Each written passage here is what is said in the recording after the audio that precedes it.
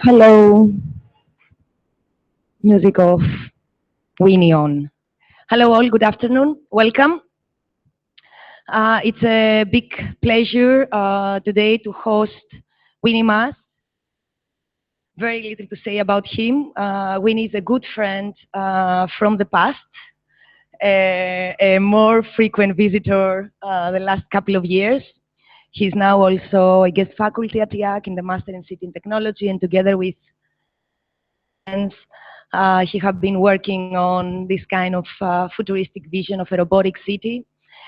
He's director of and co-founder of the MVRDV, with amazing built and unbuilt work all over the planet. He's one of those very few architects that, in my opinion, has the capacity to work successfully in different scales, from very small objects to buildings, to master plans and urban strategical design. And I think that is very much to be complemented. And he's also the director of the Y Factory at the TU Delft, a research platform where he is envisioning, together with students and professionals, what is the future of the city. But with different projects from his office and his research, I think that he's always trying to deal with the complex local conditions, from the vision for the Grand Paris project, where he was really trying to propose merging ideas for the most sustainable and one of the most dense cities in the world, but also to buildings such as the Market Hall, where he merges and uses in an innovative architectural language, but also one of my favorite ones, which is an unbuilt research, which is the We Go city. I always call it do-it-yourself city, but the idea of how a city could be based on the person and how the person can adapt the environment that surrounds him. He has been always drawing a line of what is next, and he never stops asking what's next. So a very strong player in the contemporary architectural field. It's my pleasure and my honor to have you here with us. And please help me welcome Winy Maas. Thank you, Areti. So the good thing about being back is that I don't have to show the last things of the last year. So, and I do that with certain institutes in the world. So you are one of them. But it's also the AA and in Colombia that I'm regularly, hopefully, to attend. So but that doesn't mean that I bring as a good lecture to remind you on the last part and to bring it from there one step further. Hey, I take you to Rotterdam for a moment. You know Rotterdam, some of you. It looks kind of bold and like a strange collection of of buildings. It used to be cute, say Barcelona, and and then of course everyone remember this. So what was next was this flattening out action, and that has caused for Rotterdam an incredible, say, courage to make, I think, one of the most beautiful and boldest building on the planet. The building of Maaskant, one of my favorite architects, that made a series of objects that on first look worse than Le Corbusier, but when you come closer, it beats him by far.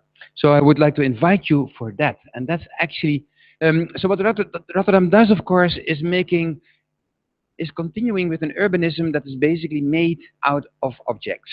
And normally, if I would say talk with American critics, then they would hate it and they would say there is no cohesion. Every building, every generation talks to the former one and adds to the collection in a very nice way, I think, even in a very intelligent way, maybe a hidden way in that way what it wants to do. And that does it of course, in a range as Rotterdam is, in a bold, very multicultural way. And it continues with that. And that's the thing that I want to talk about now, to start. Because maybe some of you have looked this morning on the web what happened. I made a small sketch one moment, because we are celebrating in Rotterdam this year the 75th anniversary of what we call the Wederopbouw, the reconstruction of the town. And what is nice, what we suggested with the sketch, is to add an extra layer to the town. And what's next, indeed? The tweede opbouw, the second reconstruction, is what is happening by simply just a stair that you add to a roof, and then hopefully people are going to climb. So these are images of yesterday, how it is now there, and how it simply contributes now to a kind of, I didn't expect it either, that there would be like 1,000 people per, which is like 3 times much as the fire police want to have, and how it's now getting and it turns into a kind of device, basically, where people start to train, and where they want to climb up as rapid as possible. And somehow, suddenly, this whole dream of having a kind of city where, say, we would not have heart attacks, but that we would like somehow want to be faster, is what this element is showing, in a way. So there are small films that somehow show this mob going up and going up endlessly on this element, and that makes me somehow like vulnerable. Also, that simply an element like that could work, and that you can add that next layer of the town, so that somehow a lot of people love suddenly our city and have this kind of overview. That is what such a device can bring. And that is the subject of today, I would say. To span the gap, I would say, from small to big. That we can, where is the image? There. Is it? Where we can somehow think about like a city that uses everything what is possible, and that can be connected everywhere where it's possible, and that even the smallest object, I mean, this thing doesn't cost more than 300,000 euro to have that then on this place, and it somehow starts to activate this monster, this beautiful monster of Maaskant, with activities like that. And also today, with the recent Facebook elements, I got that picture again. Of course, this is once more, I know, and it actually was born in Barcelona at a certain moment, when we made this kind of sketches at a certain moment, that your Cortes Inglés, which is somehow a stupid building here on the Plaza de Catalunya, which deserves a connection with that roof and could activate and behave like a tribune at the most nationalistic moments of your epoch. So can we not get that done now, after having built this? So I'm dreaming at the moment of a Rotterdam that is hyper-connected. This is not a good building, as you know, but it starts to become better if we add that to it. This is also quite cute, but we have to use the roof. And this is also quite okay, but yes, also there we have to continue. The theater is a stupid box that deserves further definition. The library looks like Centre Pompidou, but deserves better. And of course, our Cortes Inglés is what I would love to add to that, to you. And then we can continue with bridges that span out, that even REM is not obnoxious anymore, and is helping with the next generation. This exercise. And also the classics could be included in that manner in any way. Even the hippest, say, spots of Rotterdam could turn into somehow a kind of beauty. And yes, every twin set can then be connected. And of course, in the end, I also I give our building also to that enterprise. This is about architecture and the city. A special request by Areti not to talk too much about robotics because you are already drenched by it and overdrowned by it. So that in a way to talk about urbanism and how it relates in a way to its products, its architecture. Here and there in this lecture, I will give you some of the logic behind it and about the parametrics behind it, since your school is seemingly specializing on that.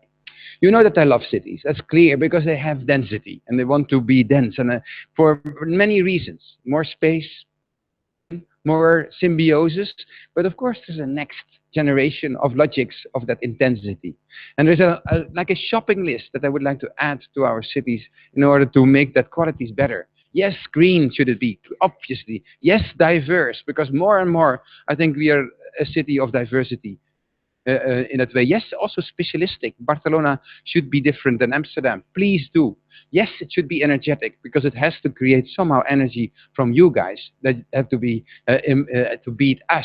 And intense or dense, no problem at all. Accessible, obviously. I follow here, one would say Rousseau in a way, how that should be done. Historic, obviously, no problem I have with heritage commissions. So we just overwhelm them with interpretations as such and behave almost like Troy, where we add layers, as I did in Rotterdam. So a new layer on our fabric. So you can continue in a smart way. And of course, it has to be lovely, beautiful, free, exciting, and in the end, of course, democratic, because that is what I'm about. Democracy is not a bad thing, because think about urbanism, then the 50% rule is there. You have to gain more than 50% of the voters in order to activate what the future can be. So we are not making referendums at any moment, or only in Switzerland a lot have a good tradition on it. And some of us doubt about the referendum system because it doesn't function in European states. Still, I do think that somehow we have to find a way to say that even to work on conviction in that way. And that creates then the next set of generation. So how to show that, these words, this shopping list? And I take you to 3 examples, 3 levels: research, urbanism, architecture in the end. So to kill it off, I would say. So what is about research? I do it only short because of the request to add in some of the parametrics that we are doing. The Y Factory has already been introduced by Areti, and this is the image of it. This is how students are sitting on it, and they are more close than you, actually. That's what because you are far away there, and it makes it, why don't we make some to here, and then we produce, of course, as you produce. We had a discussion this afternoon at the tea that you have to produce. Thinking is partly it, but also you have to show to us that it's convincing, and that makes also to publicize it, to get knowledge from you. I'm expecting that from you in your way, and then we can discuss it and then show these products over the world. So we are indeed working on a series, and these series are about the future city, and they have, on one end, they are like a model city. They're very abstract, only 1 million people, and then work it out. I'm happy to announce that with some of your institutes here in the city, with Creole and others, we're working on the healthy city in that way to imagine, say, how epidemics can be combined with urbanism, or that urbanism can kill epidemics in that way. And I'm proud on that, because I do think that there's more in urbanism sometimes than we can explore in architecture. There's more width. It's not only parametrics, don't worry. It's also, there are more fields to discuss. And I'm super happy with Creole in that way to perform that, if that can go further. The next thing, of course, beside the model city, is of course to apply it on certain situations. Not too long, I always say to Areti. Maximum 30%. Because otherwise you are dredged in Beirut, or you are dredged in Hong Kong, or you're dredged in thing, but you don't abstrahize. You don't make it global. You don't make it more theoretical as such. And you are a place to do it. And last, in the end, the project starts in the fall, is the controller, where all the parametrics come together in a software. And the Space Fighter is an old one that we made, and this City Max adventure, starting in August, is the next one that we are facing. So these are some of the books I'm not going to mention about leadership. The Badass Copy Guide comes out soon in the end, which is of course a bestseller because everyone wants to learn from everybody. Still, I love this entry of this competition that we lost dramatically, of course, because how can you do that in the US, to copy the born place of copy paste? But if you do that on that with Sarine, then you will be, of course, excluded. Irony and US are two different words. So, and that is, I'm happy to be back in Europe to reveal with you irony, because that gives us a certain kind of survival act in bad times. So what is next? Some of you might know the word green dream in one of the older books, still to mention it, because when you're working in your new program, unlike products that can make better cities, which I think is very good that you start to do that, then I would like to mention some of them.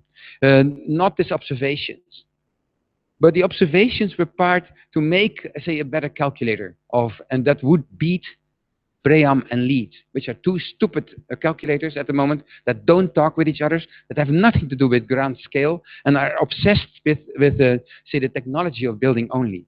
And that is, so that deserves not only a calculator, also then an example of the greenest city that we made with that in that book. And it looks like this. And you will say, boring, Dutch in that way. Very systematic, and what can we learn out of that?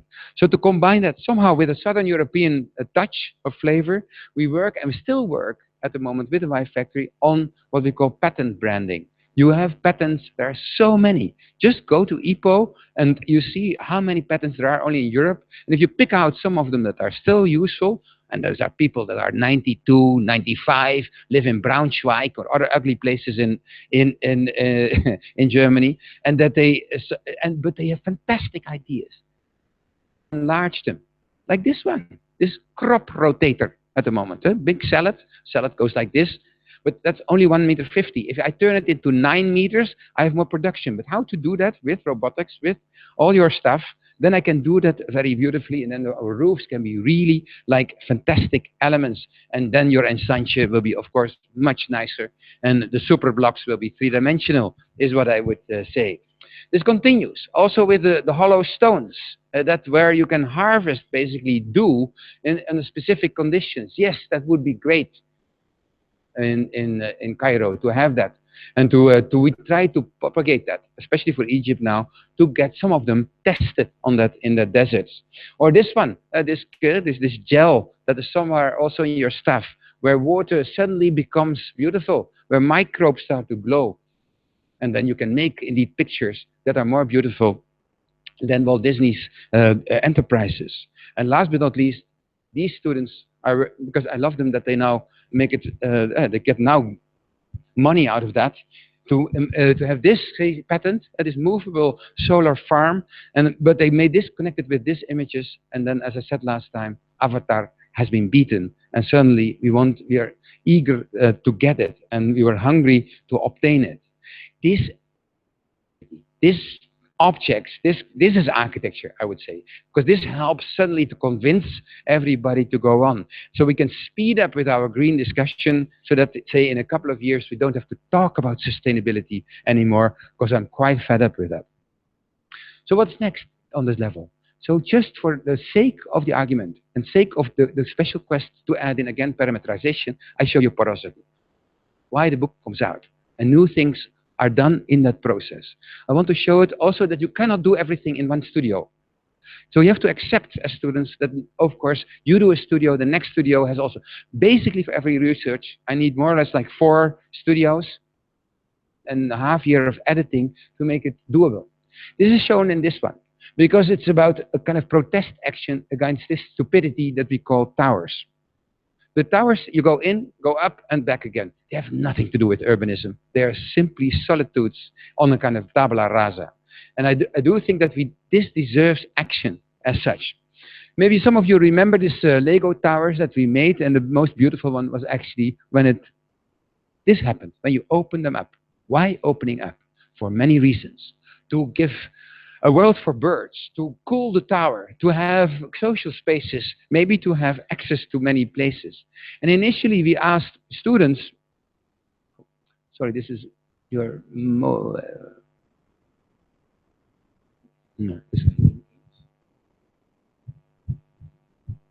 that doesn't work.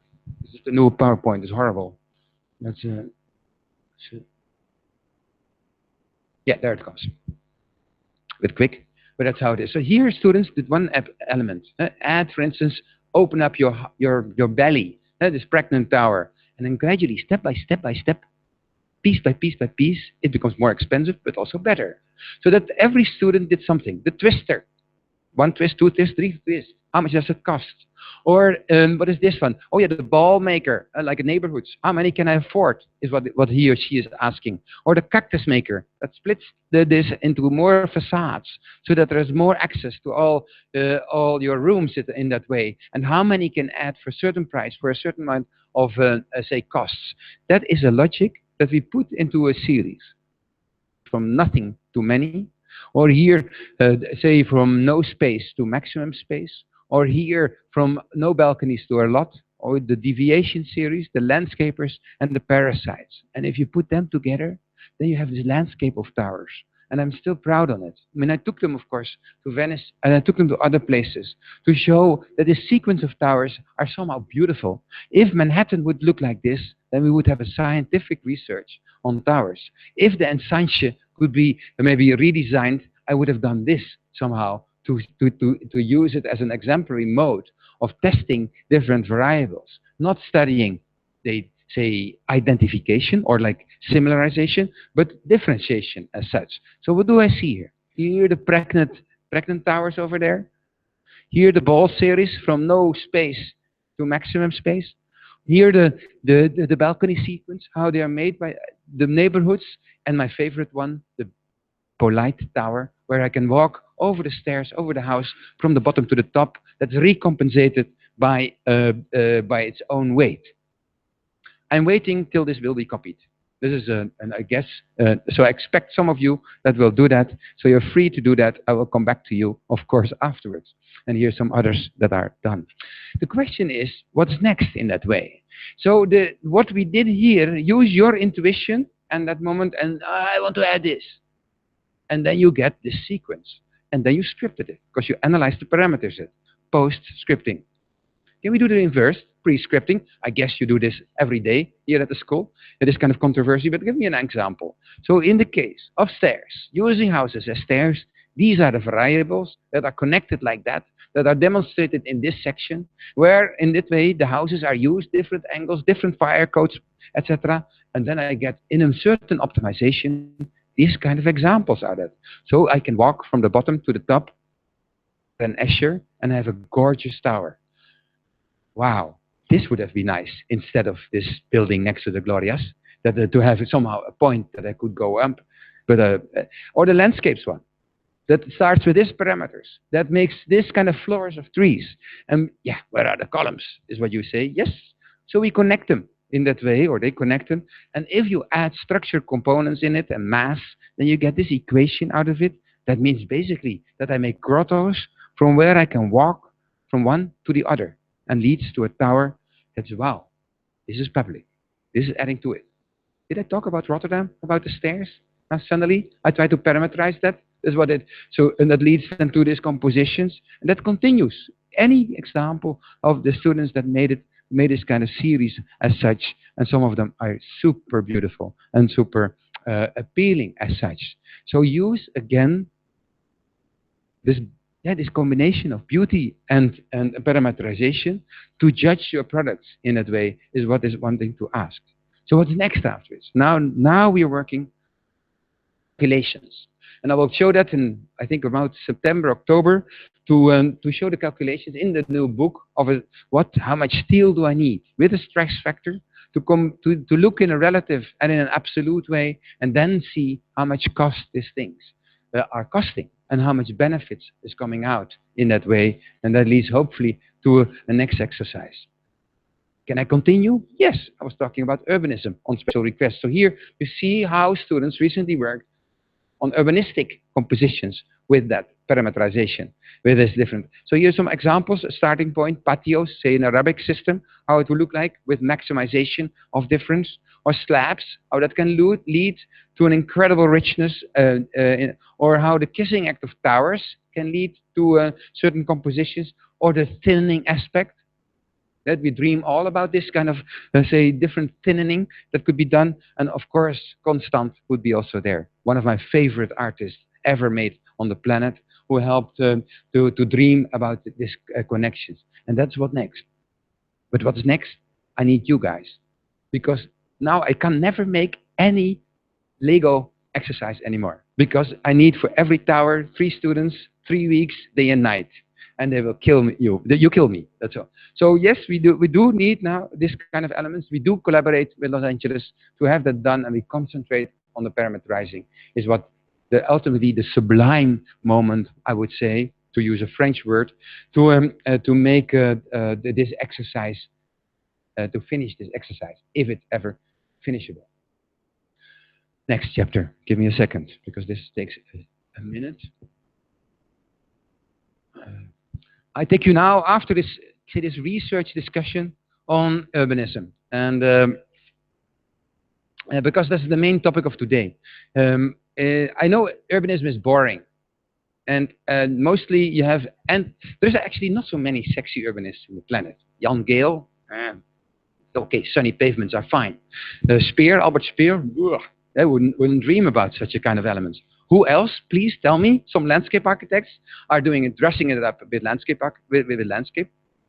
Very fine, fair. I think Adriaan does a good job in his theoretical world. But we need more, basically. Because why are we all talking about cities and no one is taking the responsibility or leadership to make it one step further?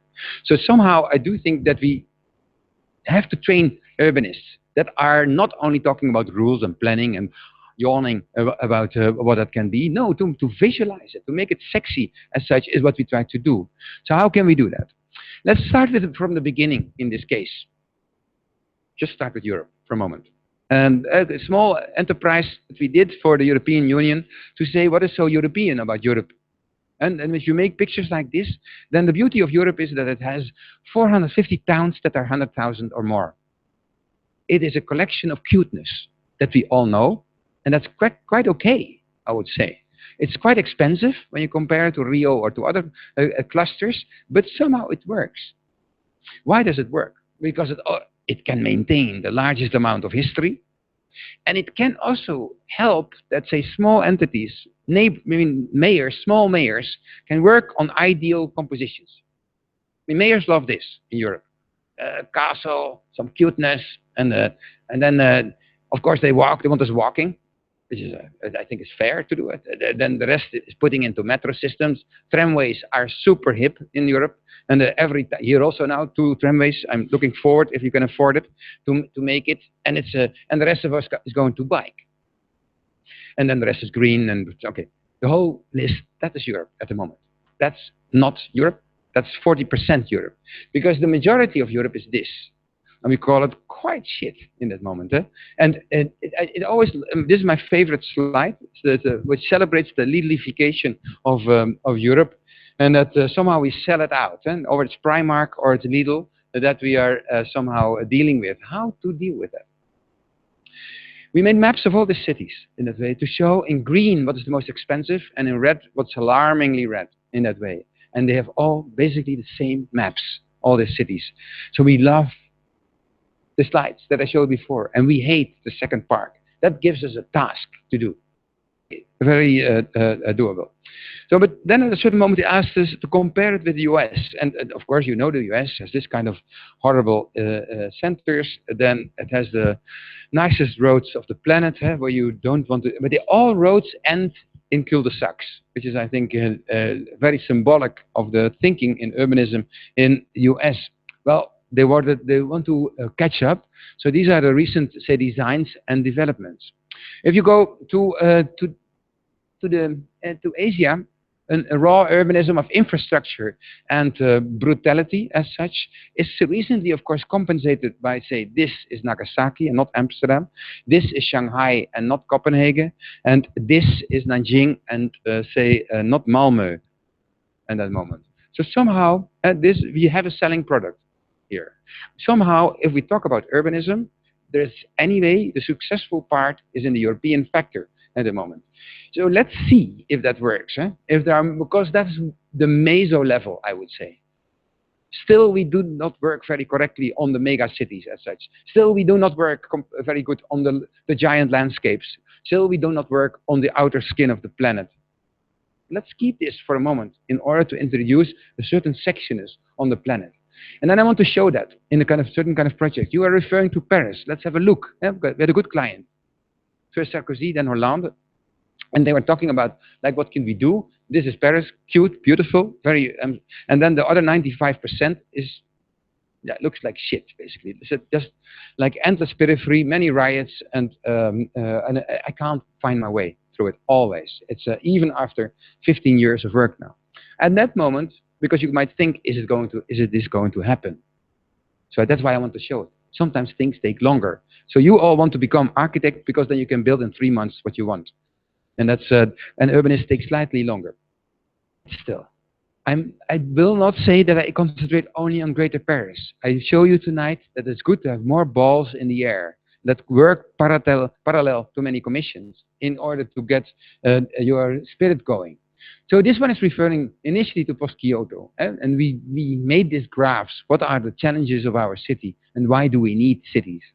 We do, and that this campaign has now been taken over by Anne Hidalgo, the recent mayor, fantastic woman, who wants to do more instead of less, because less was this killing act of the recent generation.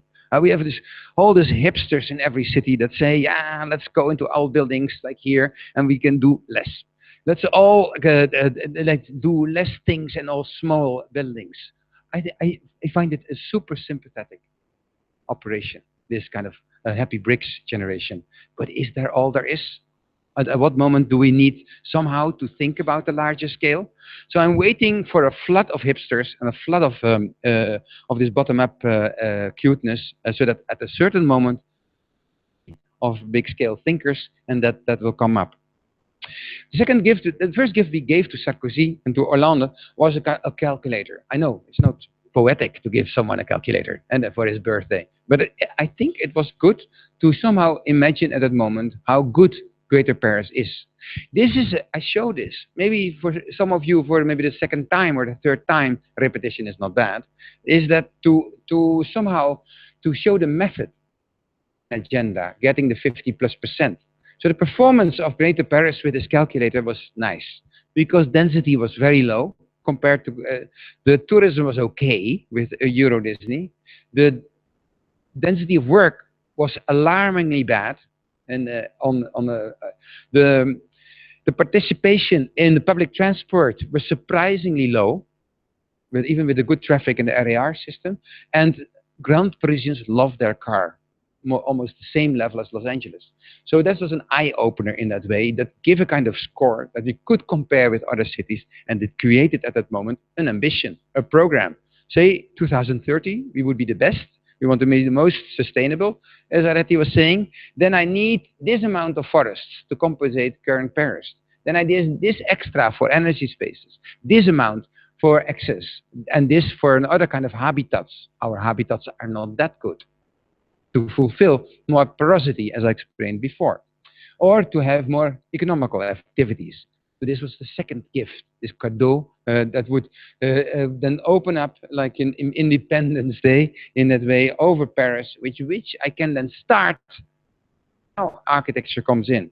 Because this amount of trees is now happening with the National Forest southwest of Greater Paris. That takes a while. How much does it cost? How much do we have to change in the agricultural land to make this national forest? And I'm happy that that's one of the outcomes. Or this energy element, which is also now coming out in two parts. Yes, a wind park, or in the Palais de Saclay, in the Plateau de Saclay, where this kind of block of windmills is coming very soon. And also to have that this law at the moment that every roof should be covered with solar cells is simply applied by the government. I'm happy to have a president as a client, so that becomes easier to get that through, is what this is basically showing. And of course, there are other things. I mean, there are also private obsessions from me, like you have. In this case, I'm obsessed by this stupidity in France, and that every train ends in Paris. If you take the train from the north at Thalys, I go to the Gare du Nord. It takes me 2 hours to go to Gare de Lyon to get a train again. This is insane. This is elitist. And I'm aware that your new strategies here in your city, so you're doing the same. Eh? All cars end in the superblocks so that you don't go further in the future. I'm not sure if that is the case. With public transport, I find it stupid. So the project to connect these lines, simplify, so have been very simplified, shown in these slides, which in a way come together in Place de la République, of course. And that is I think, a nice further study. I don't know if I managed that in that way.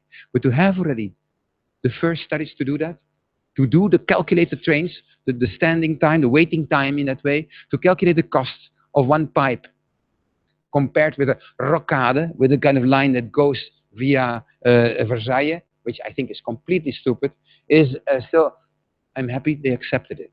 So yes, you can come up with ideas, is what it wants to show. And then the rest, that's not interesting to show. I mean, of course, we have to do something about the banlieue. I will come back to that later in another city to give that detail in that way, how to make that differentiated. And yes, also Haussmann Solidaire. By raising one floor up, we can have so much tax income that I can pay one metro line in that way, is what it says. And yes, now Oslo later is also taking that over. I will show that in a minute, how that will be done then.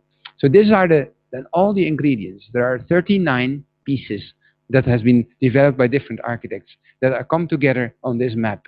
This is the new structure plan of Greater Paris.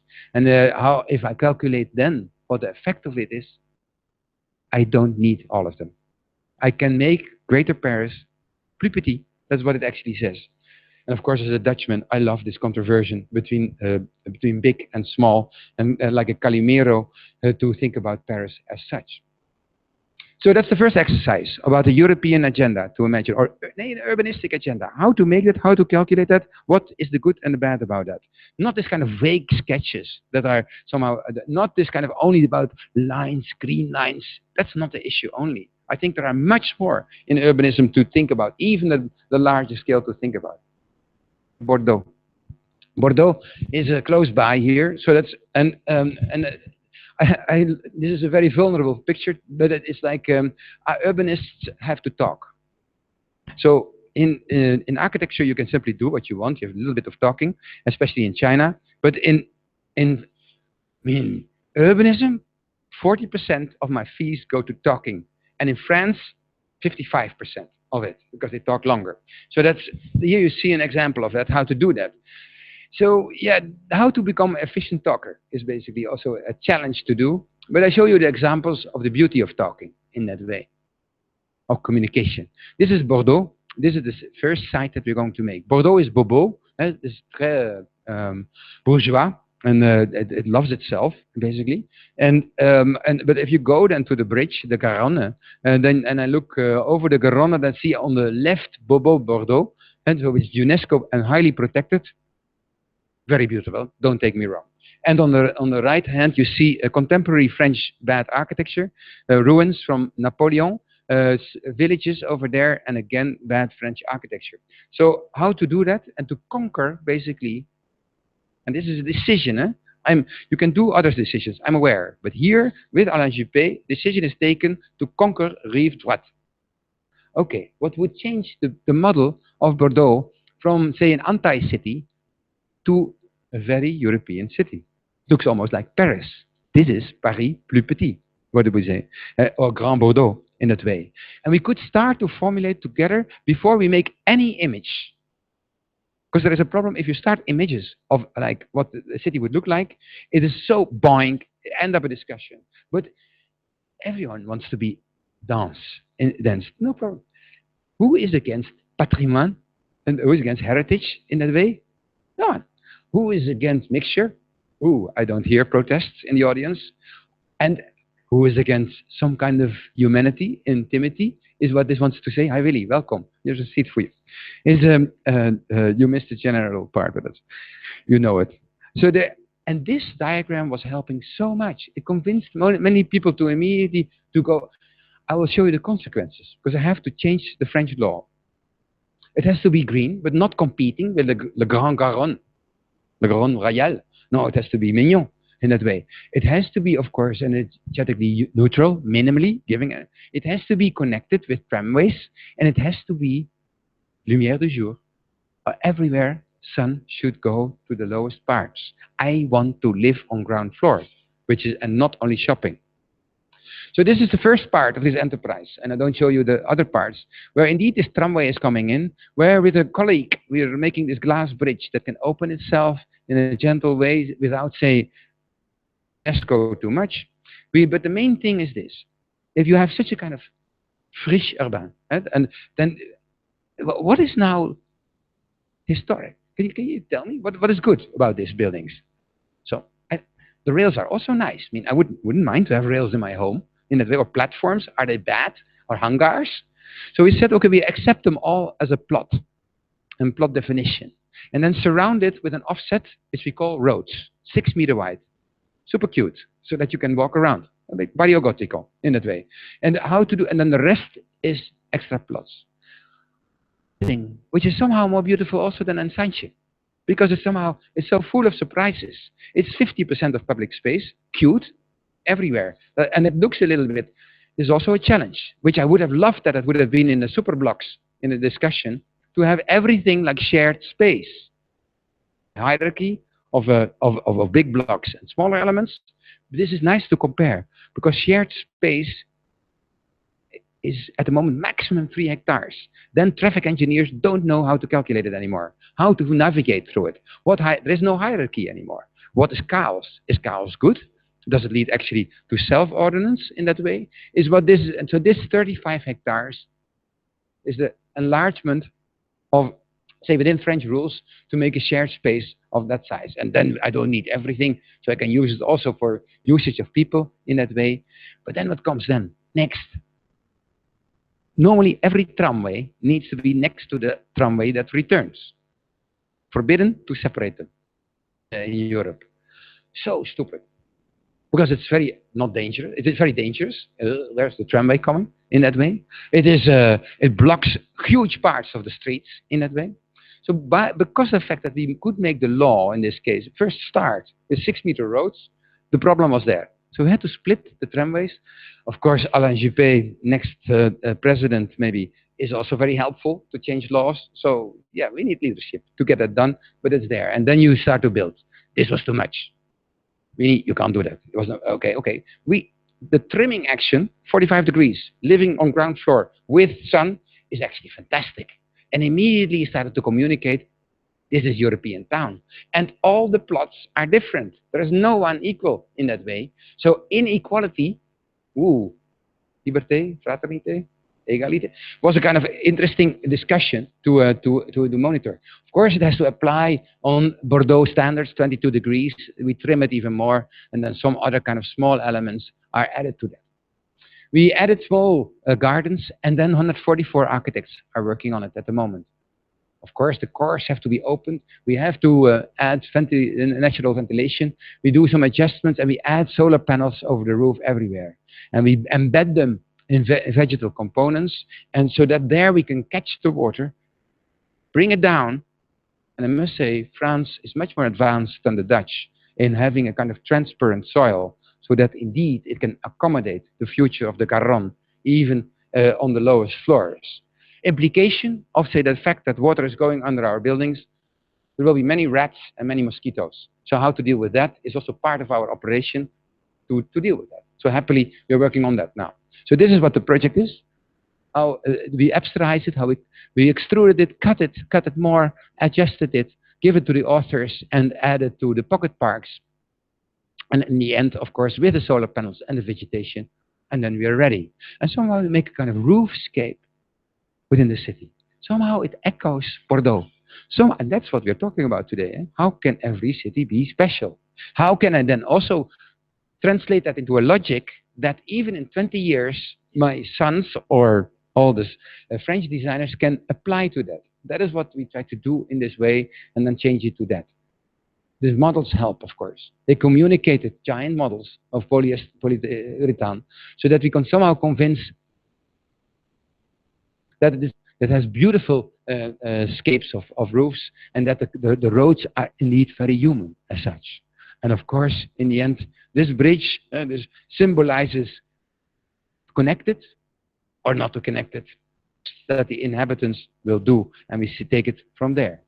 So those are two examples of urbanism under, say, European conditions, or say, trying to make that European agenda more clear. I take you to a next example.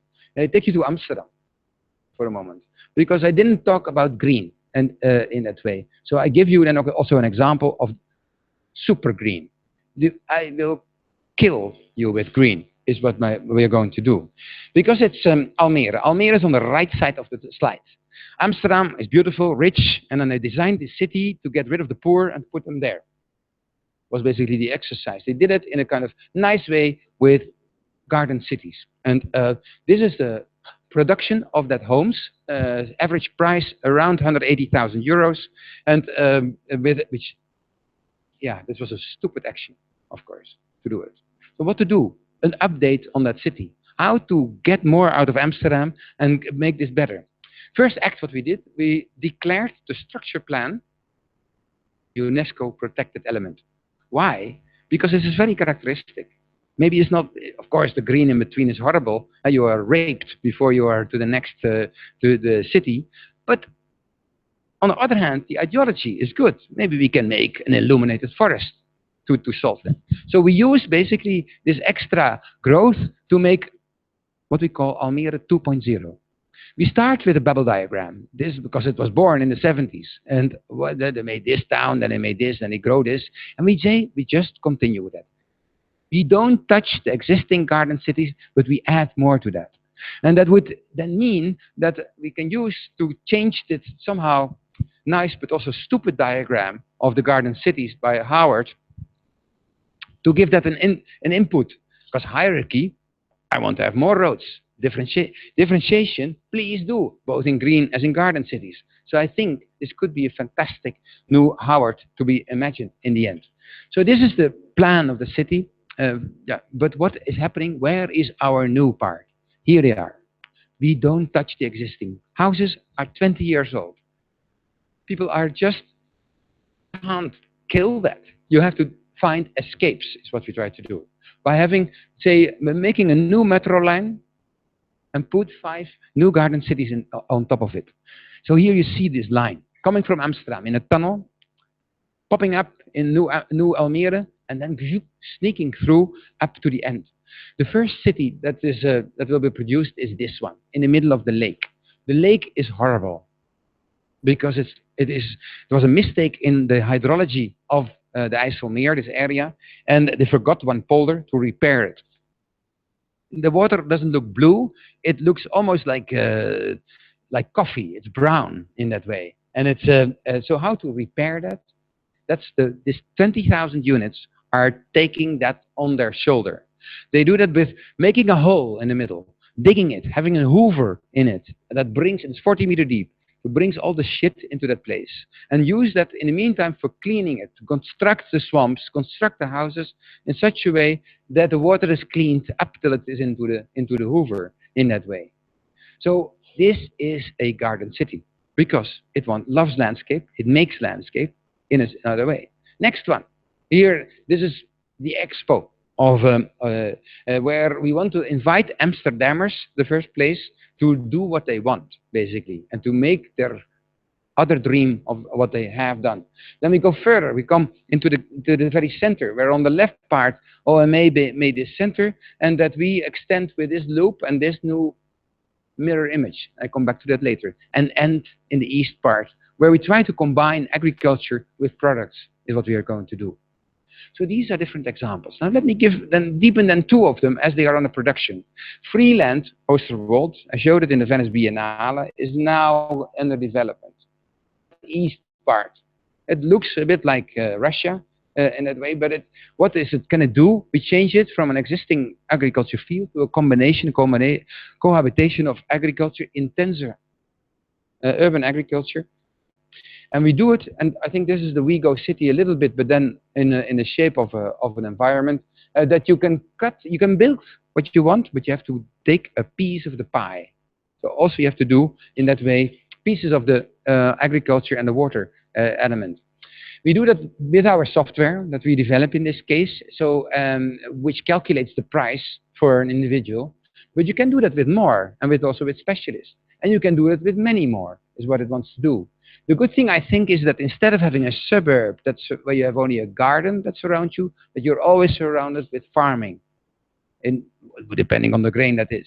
But then you have to solve everything, because this has a price. And the price is that you have to give space to your neighbor that goes behind you in that way always. So the plot is surrounded by you, by openness. But you have to solve your water cleaning. I think that's also, we have to challenge each other in that way, and to make something that is not harming your neighbor in that way, is what it wants to do. You do that also with electricity, and this has caused a change in Dutch law. Normally, state has to provide you with electricity if you request that. In this case, it's a no. It's 4,000 hectares were excluded from this constitutional act, so that in order to force our electricity companies to provide not current, but to provide service in that way and products. Here again, your urbanism comes in here at this school. You have to find and investigate this kind of products that should be there. And then, of course, urbanism or agriculture comes in.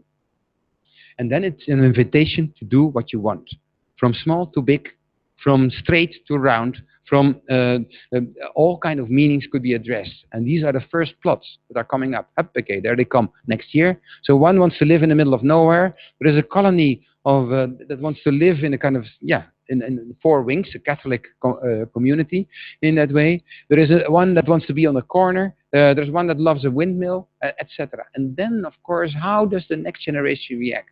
You have to go around the former guy. There is no grid in this case. This is like urbanism by surprise. And I cannot draw it. I can only design the software for that is giving it. And that turns then gradually this into such a kind of, say, development, or when these images are now to be imagined as such. And it's more than a collage. It's collage by you, is what it wants to say, and that where the surprise is the general part of it. So what is next? The Floriade is, of course, an invitation to get you on board. The Floriade is basically an expo in 2022 where we built this counterpart for REM. So here is the book, how we want it, and I bring you to the site. Here I go down to the lake, the very heart, and we want to extend the center with the university complex and the housing area, university quarter.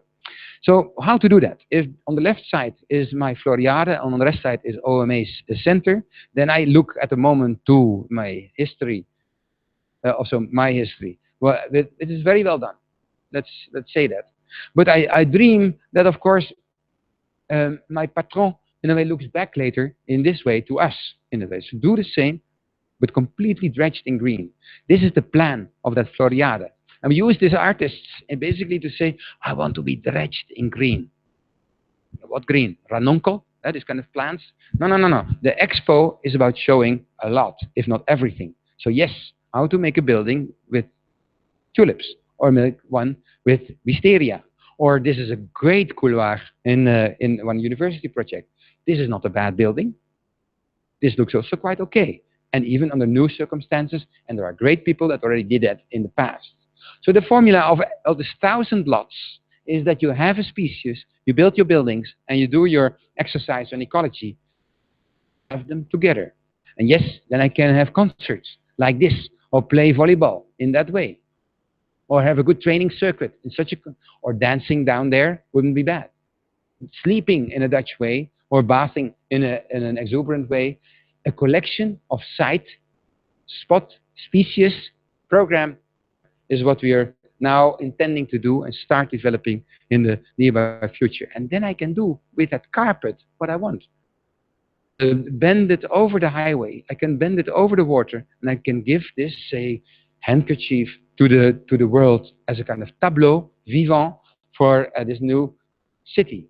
1,000 houses in that way, about 100,000 square meters of university and hotel program. That's it that we are going to do. No offices, of course, no V&D, no shops, because that doesn't work. Clients are these. These are the 1,000 clients that we want to see.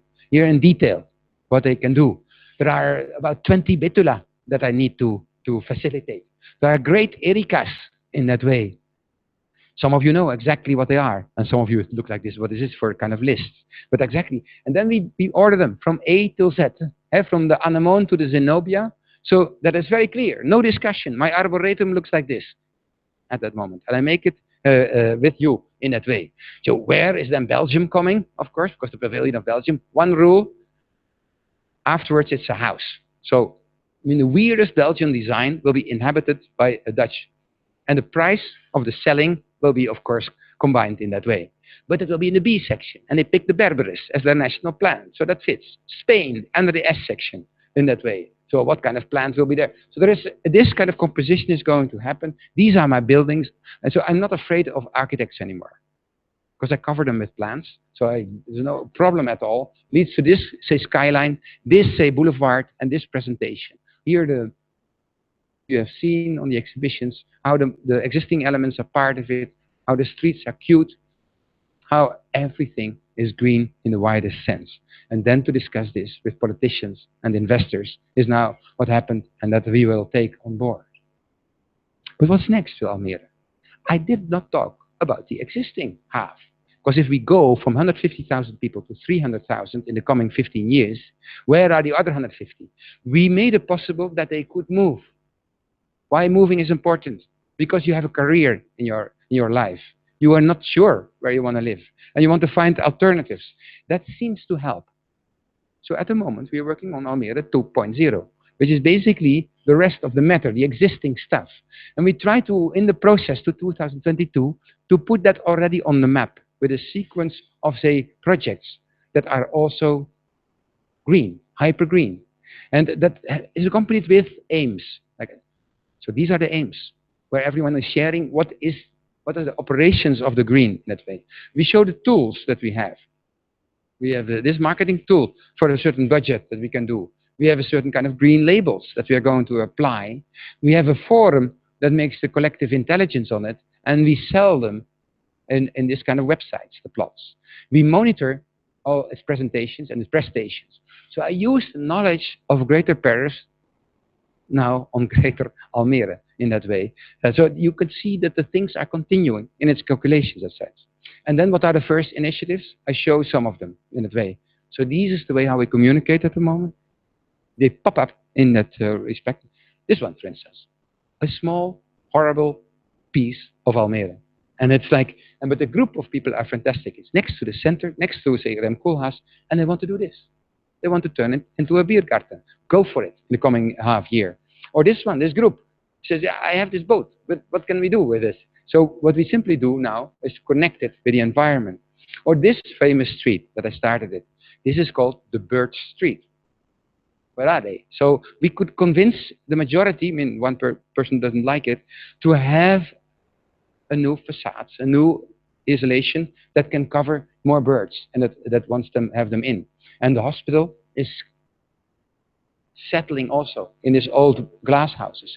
And actually, it's a good idea. I hate hospitals as they are now. I love your pajama gardens in your old hospital in Sanche, which is one of the most beautiful gardens with all these people walking outside. This is our version in the end that we are so inspired by Barcelona. So, and then this, of course, this is a stupid park that we connect with the outskirts. That's too complicated for you because it's a very specific film about this horses that go through the polders at the moment. And we add, with Philips, we make a specific lamp so that you can have an LED appearance over the city in that way.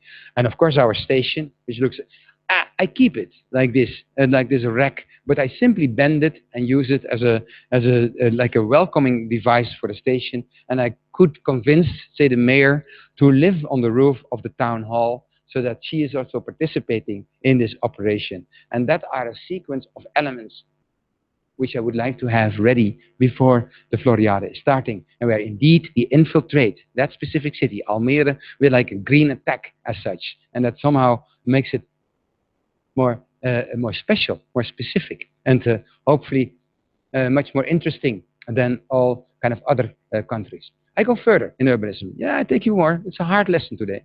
So about, and I, on special request, it's a special day today. It's Norwegian day, I understood. So there's a how to do it in Oslo. There is when you fly Swiss or whatever, you see this normally in it, which is funny. What happened in Oslo and in Norway is what it was. Even the Scandinavian travelers are gettingly more proud on what has been done over there.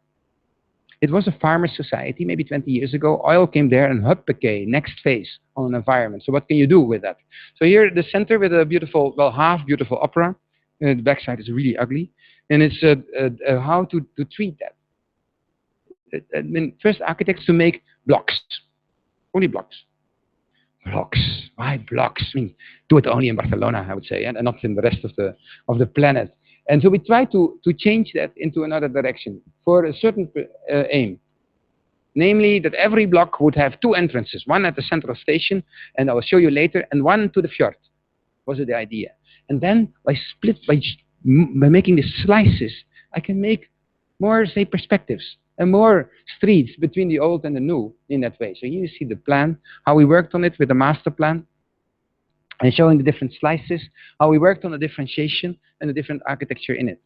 Again, from say Swiss composition to a wilder composition, how that was kind of imagined. This has been accompanied with like complex rules. The legal system in Norway is quite okay, it's of course very good, but it's a little bit stiff, I would say. So how to adopt that? We had to add this kind of volumes. How to translate drawings into Norwegian words was an interesting composition so that these could then happen. We accompanied that with a catalog of potential forms. But the interesting comes in this diagram. Because if I do a huge block, then I block the view of the neighbor or the view of the light of the neighbor.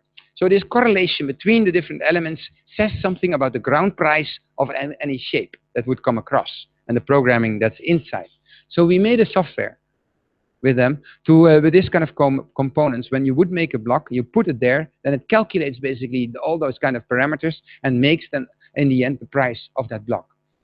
That helped the client to work on it, and that lead ultimately to this composition as such. And now it's there.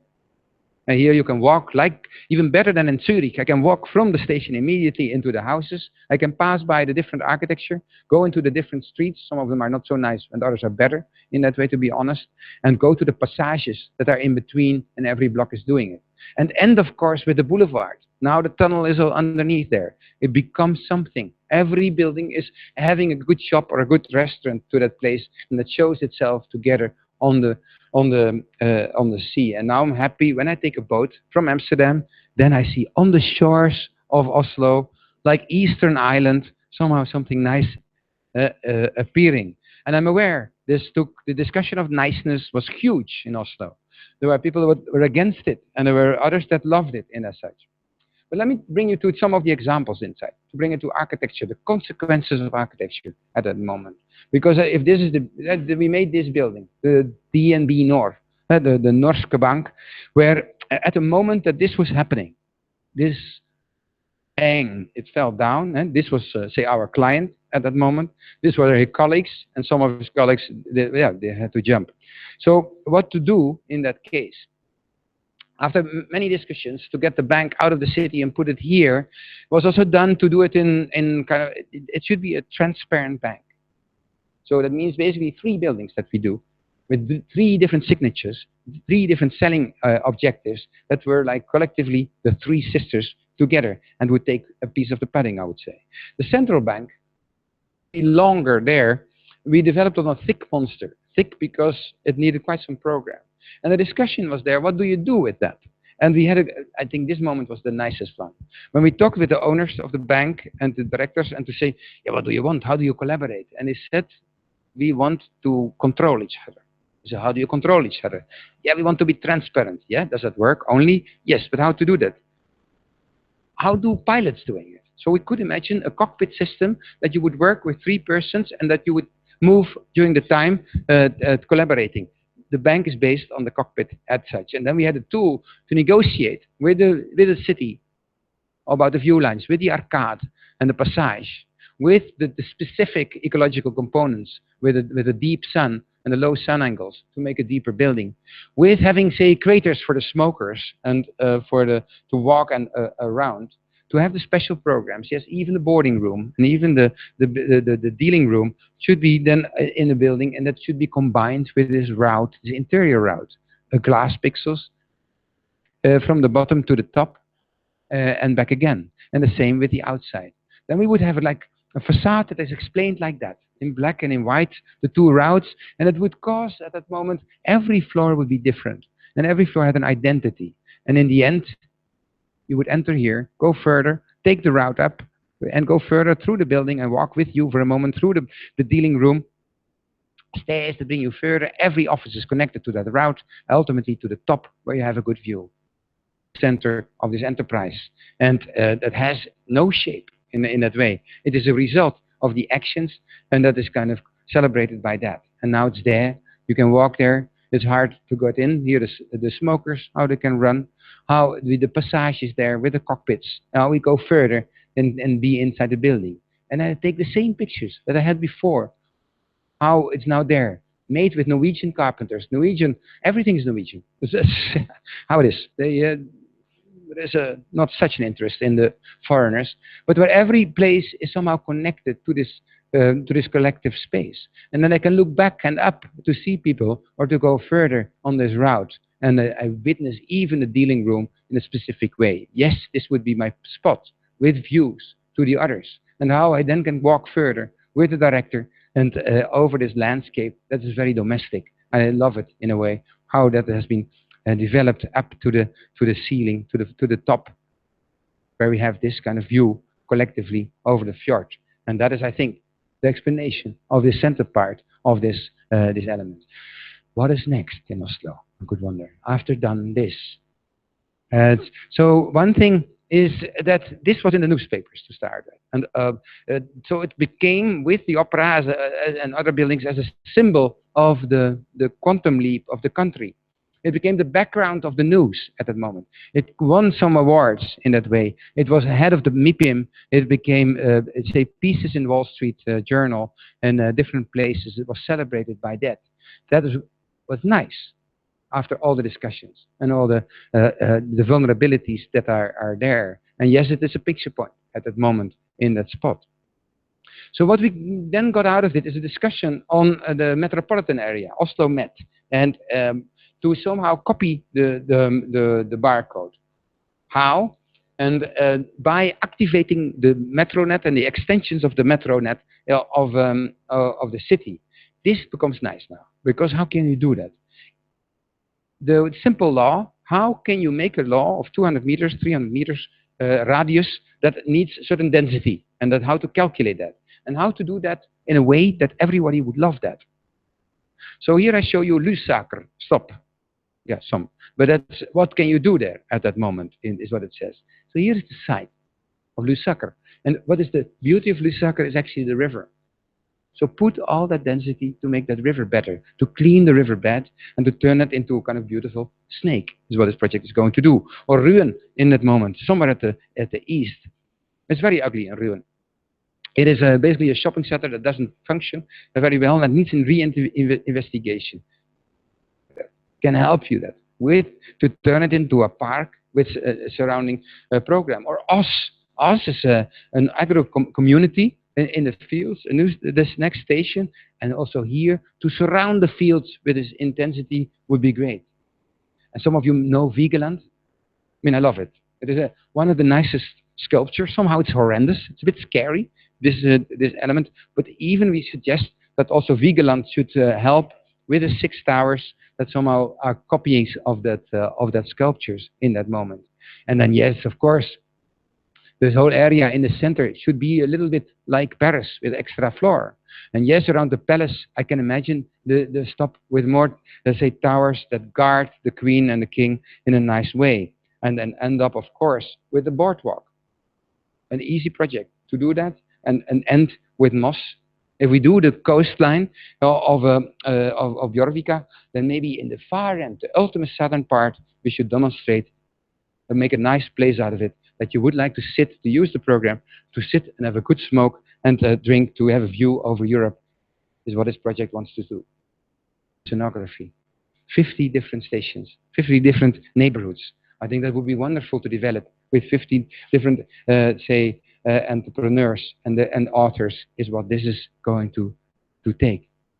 Okay, now, maybe enough of urbanism as such. I give you a scoop because I want to take you to a difficult but nice example, which is called Mannheim. Where is Mannheim? You would know. Mannheim is actually the center of Europe. They didn't know it yet, but it is on the crossing from these two major high-speed railways. Well, Mannheim, of course, is in the middle of nowhere because it's like flooded with suburbanism everywhere, with Heidelberg and whatever, Mutterstadt and Wiesbaden and Ludwigshafen, all the places you don't want to be. Yeah. Heidelberg, so Mannheim, this is 90% of Mannheim looks like this. So it's quite American somehow. If I continue, then this is all the images of Mannheim. So what is next? And here, US is going to help because they have 5 old barracks in Mannheim. Not only there, also Heidelberg, Kaiserslautern, Hamburg, and so weiter. So what to do with that? To pay the Americans for it. How much does a caserna cost? Well, no price. Americans are very clever. They know when there is better density or how the value is. So the negotiations between the two governments has to be helped by urbanists. Because we can show how much density is doable. We can tweak it. We can also, there are many tricks to play with it. And from the other side, say the SOMs are helping the Americans to beat us So this is a battle of the urbanists, is what is happening.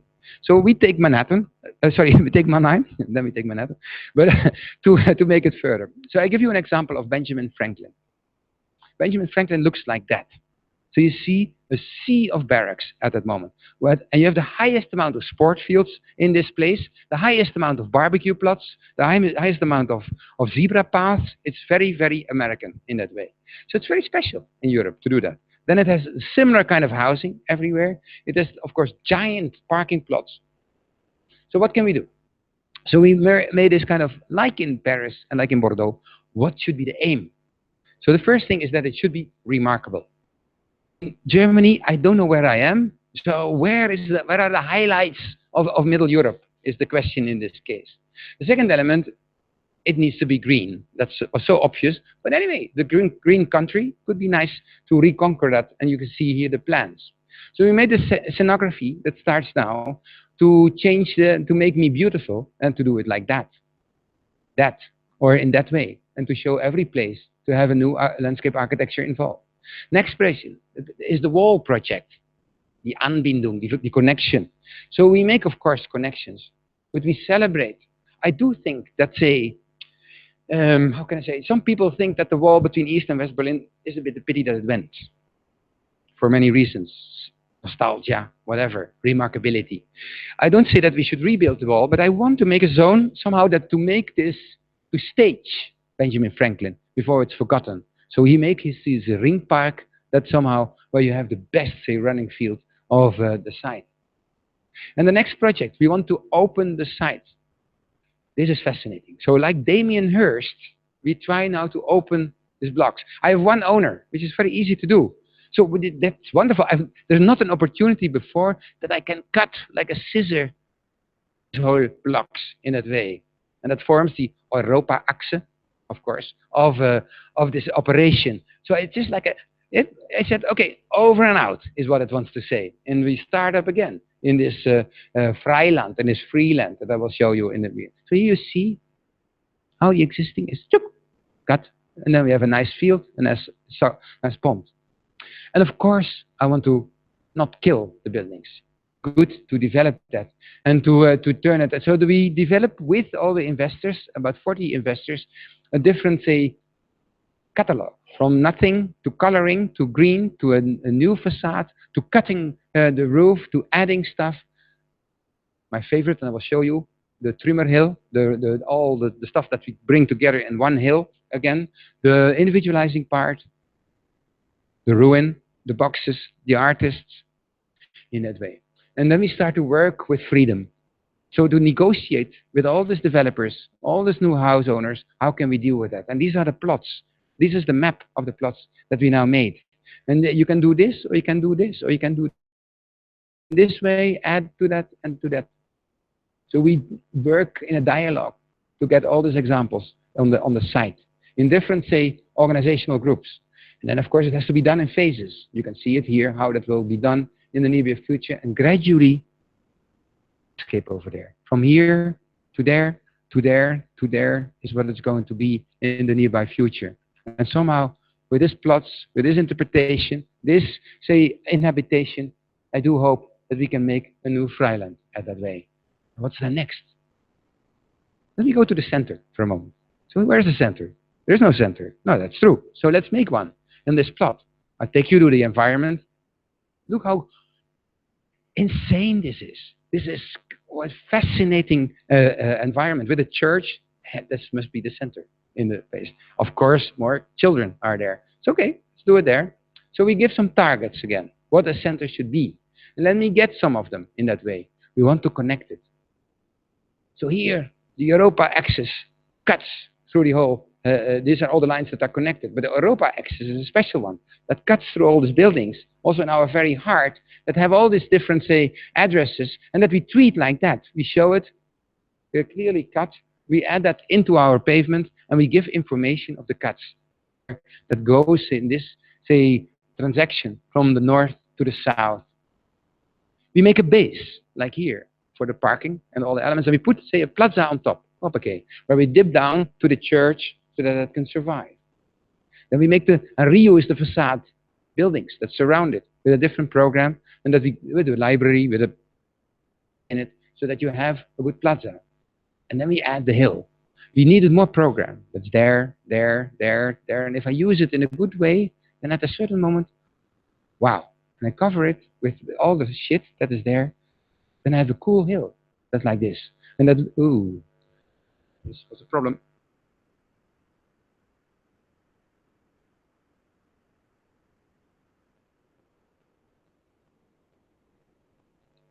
One minute. Yeah, there it is. So there, say, this hill. Give me a minute.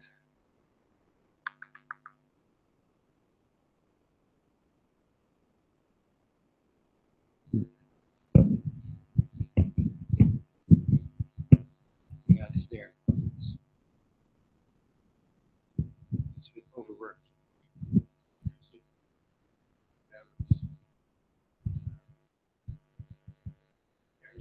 And how, say, the different, say, components are cut out of it, and how we add new housing around it, how we give that also an address, how we have echoes of different, say, laws that lead ultimately in this kind of treatment of this hill, and makes it a collective viewing point of it. We use basically the supermarkets for that, the Lidls of, didn't I start with Lidl? Here it is my Lidl in that way, that is now coming to, and then we surround it with density. So we make 4 towers that surround this, and that are connected to that, and that they have a certain maximum height. And we discussed what kind of family we would like to do. So initially we proposed all the heads of the generals of Germany to have them over there, and to compensate a little bit what happened in the US. But they didn't like, and then no, that was not good. Maybe it should be like love in that way. And they said, no, no, no, no, no, no. And we ended up with home. It's very good, because this is makeable at that moment with all the laws that are there, that in this case. And so it has one type of facade, it has a different illumination, and it has this kind of, say, Außenräume, the outer rooms that are needed. So what does it bring? So I give you some perspectives. Here, how now the center is going to be there, with home that surrounds the hill and the plaza. How the Europa axis is cutting through it and going through the hill to the destination. How we can walk now in the park to the hill and go over it, go inside, go outside again, see the church with its deepened and sunk into Europe in that way, take the bridge and go further over the Europa axis to an infinite component as such. So here's some views over the hill. When I'm on the top, I can look to the Europa axis. But of course, I can see with HOME what is happening over there. And then I go further from the distance. Yes, now, from the highway from Frankfurt to Basel, there is one place in Europe where you can be at home, and that's in Mannheim in the nearby future. So these are the plans of that site, with the basement, the extensions, the different Geschosse, the floors in that way, up from the bottom to the top. In a way, go through it in the different elements, just to show you that it's there, that it's coming. And then, yes, of course, we have a good plaza.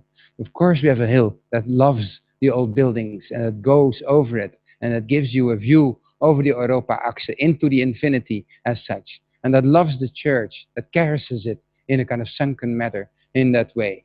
And then here, how it's now discussed with the model, simply there, with the H, the O, the M, the E, that forms this composition now into these landscapes. Am I finished now? I have to develop it with a German logic.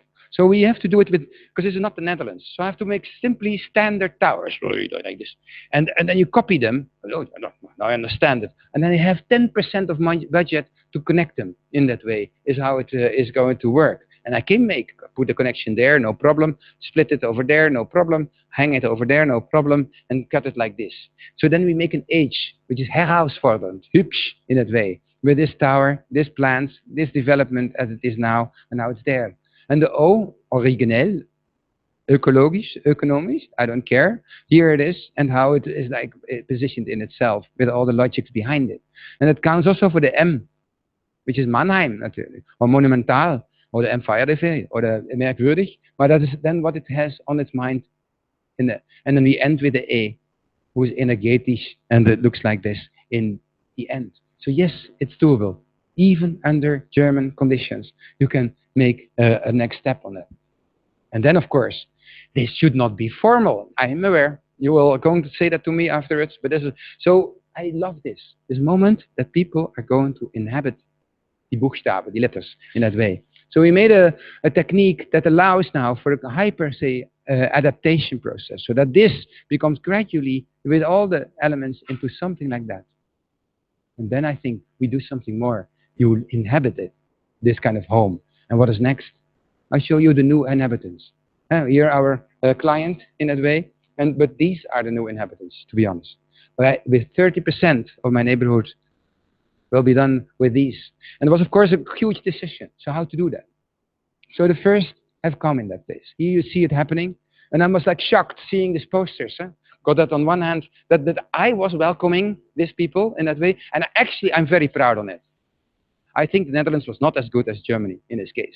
I think it's stupid what they do at the moment with Merkel. I'm not a CDU. I'm completely socialist. But in this case, I think this deserves attention. So my project is somehow helping, hopefully, her in this kind of willkommen to be to Hause. You are at home, is what it wants to say. And yes, we calculate now. Now here, in terms of like what we in emptiness and in development, how many people will stay? How many will go to Hamburg or back to other countries is this project about?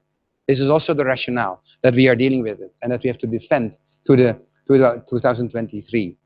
And with that, I'm now looking indeed, there are activities going on these places and we start the construction in the end of this year of these different enterprises. That is urbanism, ladies and gentlemen. I do hope that is a kind of jumping play from politics towards logics at that moment, from say making something remarkable out of every place that we can do, and that we can turn into something like beautiful as such. Yes, we need urbanists, and I do hope that that we, with our architecture, we can contribute in a certain kind of urbanistic spirit, and I hope to apply that, of course, on more sites. But that I want to show you next time. I thank you very much for your attention for this moment.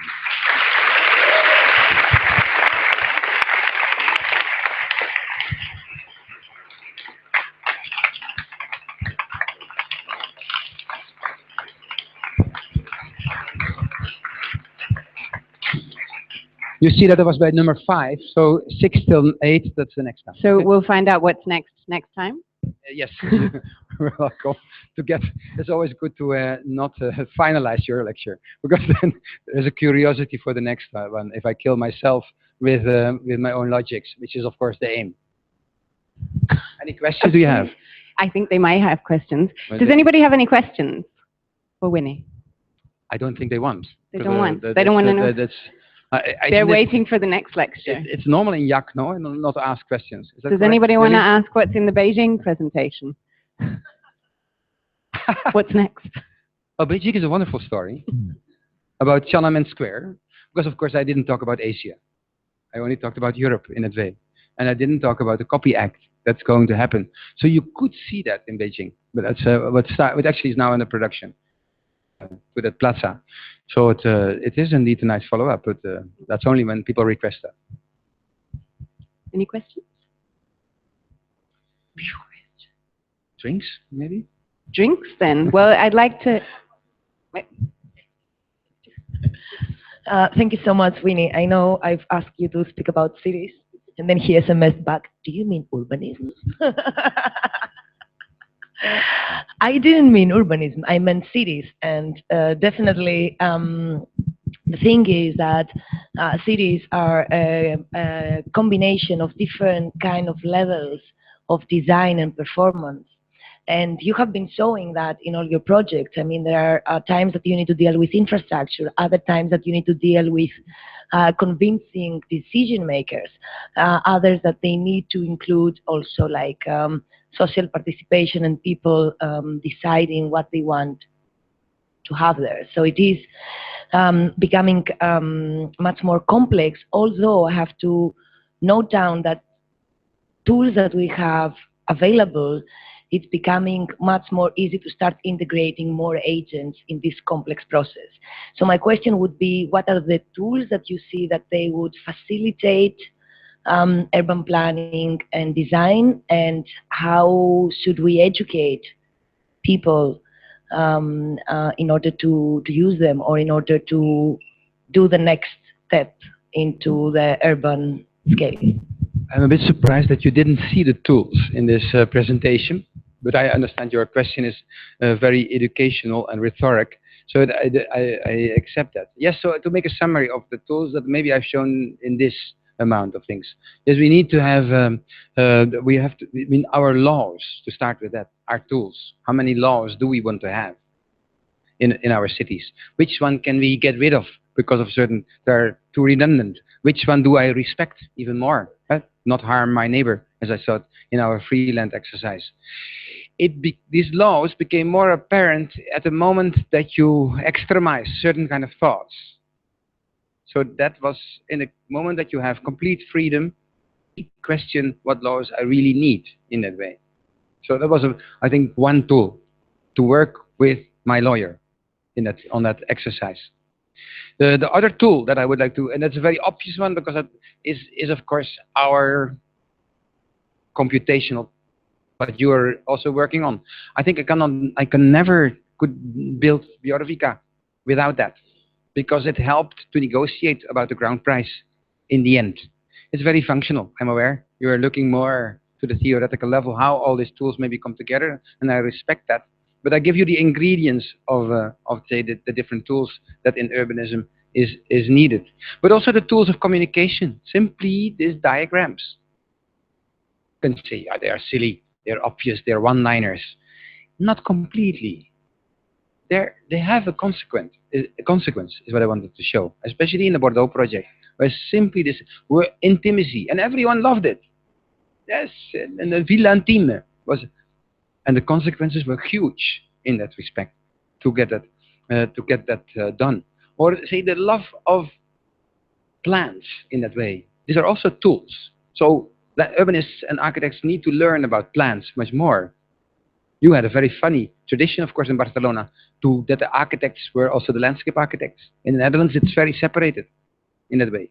So we have to assemble that in a way to convince also that message to it. And it became a tool at that moment to convey, use in this case the Expo for making a new neighborhood that is somehow contributing or acts as a library in the end, not only for Almere, but also for the whole city. So these are fragments. These are different tools that are there, that are shown in this in this PowerPoints as such. And it's correct that it would be good to theorize on that. And maybe this is the place to do it, to make the good list and what is the relationship between those elements, because that's your question, I guess. And that is, and I avoided that, or I didn't make any theoretical project on that yet. That's true. Again, I said one glimpse that maybe in the fall when we start both in Columbia, IIT, as in Delft, on this hyper parameterized exercise, putting everything together, then I can get glimpses of it. Then I know if I want to have wolves in my city, how much food I need, how much path I need, what kind of density it allows for, how much mosquitoes I hate with that, how many windows I need in it. So just to give one hierarchy in that parameterization. The problem, of course, is with complex, say, software, is that no one is using it, or that it doesn't become clear in as such. And we have to work with many city planners that are in GIS very advanced, but in visualization very poor. That in only SketchUp in every society at the moment, which is like the most stupid program that exists in that way. So how to train that? So training is also part of our activities in that way, to make that software somewhere applicable. And am I then taught as a teacher? Not yet. So it's also, so there's, yeah, the urbanist is very generalistic, even more than the architect in that way. And that in a society of specialists, how to defend then the role of this specialist, the urbanist that can do that, how to show that there is a power in the urbanism. I don't know, please tell me, or criticize me, if I show these plans, which are sequences, these are not realized elements yet. And you would have come maybe tonight for these sexy images of the market hall of the Chanel store. I didn't show them tonight. But it's, but I hope that it communicated. So I need also your comments on it, how to improve that. And is it indeed then an urbanism that makes things remarkable and that goes beyond, say, Speer and the Danish? Does it go in that way to something that helps Europe on the map to specialize in each other? Is it clear enough, or is it over clear? So please comment me on that, because that's your question also, if you talk about all the systems that cityscapes need to imagine. It's true that I didn't talk about the city, and that's fair. I didn't want to. What the city is. I love diversity. I love even biodiversity in that sense. I do hope that somehow we can create more differentiated cities than ever. I remember that we had once a talk on Poblenou, on what was it, 22 arroba, in that way, and that we suggested to Acebio to make more quadras, more blocks, to enlarge the ensanche, and he said, no, I need to have something different in that way. I still regret that, to be honest. And it's, with all the respect that you have been filling in, that 22 arroba, it is, I think, maybe you wanted to have something from another planet, which you thought that would be better to compete. I doubt it. I think it would be, and now with your quadras, your super quadras, I think that's a fantastic project that somehow wants to emphasize that quality in that way. Should it go over the mountains to Tarragona, or going further in that way? I don't know. You can test it in that way if you like. So there's, where does it end? Or what is the assimilation of this region in that way? And you need the power of the metropolitan area is very important in the future in Catalonia, because Barcelona itself is so cute and small. And you need the others to discuss on the wider coherence, a project that sometimes is happening, but how to make that possible? I mean, guys, if you want to make the best next station somewhere in Tarragona or in Sitges, then you have to plead for this kind of coherence. So I should not do that. I'm just like a visitor that passes by and is a bit like, and see what's happening when not having a quality team since the 10 years in this place. I see mayors, something, and some that are silent and that now readdress it. I see roles of you guys which are endlessly trying to repeat on that. So my way is only to help that a little bit, to put that stronger to the agenda. Can you do that? I'm fine that you go independent. I don't care. But it's like, it's more important is that you make, maybe it helps even to become more specific from that point. It's very delicate that you're going to do that. And at the moment we are working with a Scottish, another group, the same, same as you, that wanted to be also independent and to think what their urbanism could be, to make their country in that way more remarkable in that way. So somehow the threat of independence can help also to make it more special in that way and to think about it. I hope that you use that or misuse that or abuse that momentum in a way to give architecture a more clearer platform in that way and to defend that, say, the IAAC becomes, then you need an not advanced urbanism, that program is then also shown on this part, that you fulfill the necessities of your program. You're financed by the Catalan government so that you do 50% on that attack, on that say operation, to make the most remarkable, say, I almost say province in co-federal Europe. I can't say that. Is within Europe, and that's and the rest you do the theoretical approach. Okay, that's fair, and to do that. Did I give an answer, or did I give an expose in that way? A question there. We have one last question. Just quickly, there's a tendency for cities, or the trend now, to view or look at cities through data, or reduce it just to data.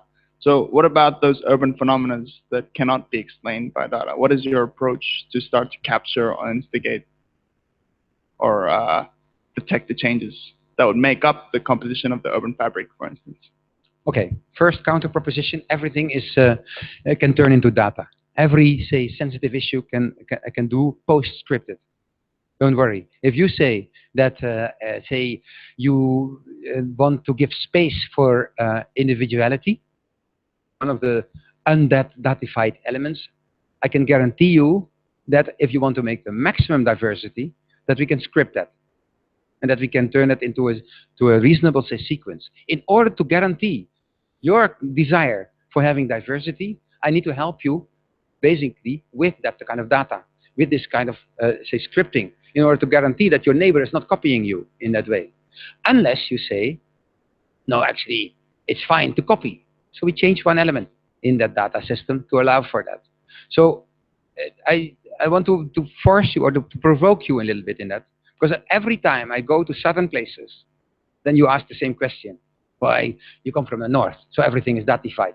But in this case, in our country, we care about emotion. We care about the unknown, and which is fair. I don't say you're wrong, and I love emotion. And I think when I was talking with the student work in porosity about, I gave first the word to students to look what kind of emotions could be done, could be found, and then to compare them, and then to give them a place. That's what I wanted to illustrate, that ultimately I could post-script then even emotions in that way. I cannot prescript, I'm aware. That's fair in that way. So I can never prescript the unknown also. And I'm curious that we share, I hope, in that way, to work with the unknown. But how to position the unknown is more an interesting part. So how can, in that way, how can I do that in Mannheim, in this place? I will do that differently if I would have done the 22 Aroba in that sense, to position that unknown in self. Yes, we have to do that. If I would be a dean, which will never be in my life, don't worry, but then I would give also like 15% of the budget to the unknown, not to give that to a kind of program or to the curriculum. Because, yeah, you don't know what you can expect of these people, and every initiative can be fantastic in that way. So there are tools to position the unknown in that way. That's what I wanted to say. Even if it's unknown in that way, somehow we have to find a way. If I want to do it experimentation, which you want to defend also, or anyway, that's my interpretation of what you say. Yeah, experimentation is one of the most vulnerable parts of our society. It's talking about limited budget, and we're talking about fear, basically. Safety issues. There's no money left for experimentation. Yeah, and exactly at that moment, I have to make a logic for experimentation. I have to defend to our ministers to say, why is experimentation good? How much money do I need for that experimentation? In order to facilitate exactly your question, your unknown. So I hope that I'm aggressive enough now for your question to give a kind of new balance of that meaning, to deepen that, and not to give it to architects that say only, oh, mythical, should be transparent. Why? Can you give me one argument? I mean, there is culture of both the unique, the authentic, and the culture of to be new in that way sometimes kills also our architecture. There are not so many architects that are really new.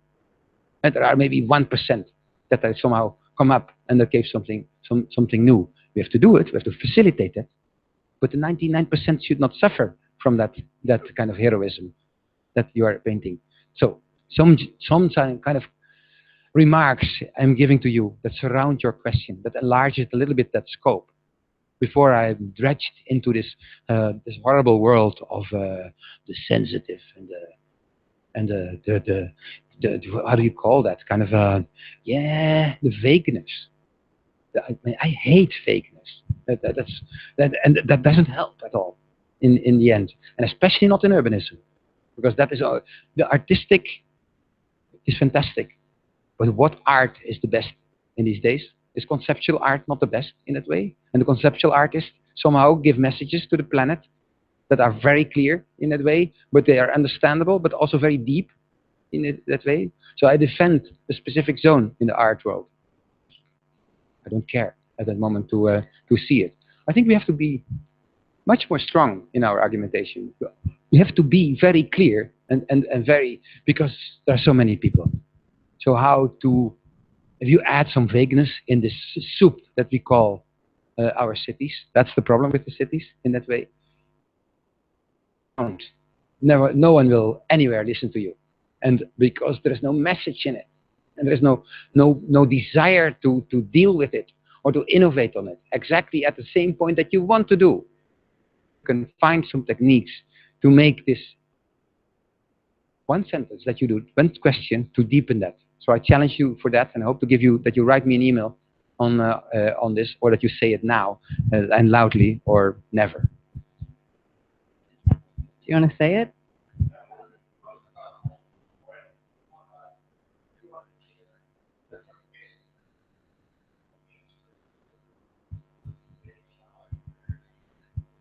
Okay, that's fair. That's yeah. Now you illustrated.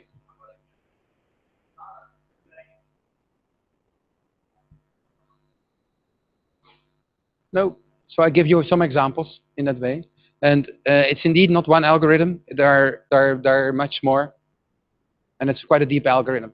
Though you have seen our algorithm about Herzberger. We wanted to have this kind of diversity. It's a very easy algorithm in the end. So if you want to play like Herzberger, I can give you the algorithm, and then you can make buildings like Herzberger. So you could. What was an exercise, and at the moment with copy paste we are doing that more. How to behave like Sejima, and how to show that. It's actually quite a simple algorithm in that way. I'm provoking. I know. I didn't try Mirai's yet, but that's a harder one. Maybe that's fair in that case to do it. But you're right. I can see. So it's good to illustrate this in that respect. What do you want? I wanted to invite you to have the conversation in front of a beer, but before so, can I invite everyone to thank Winy once again for the wonderful lecture of this evening.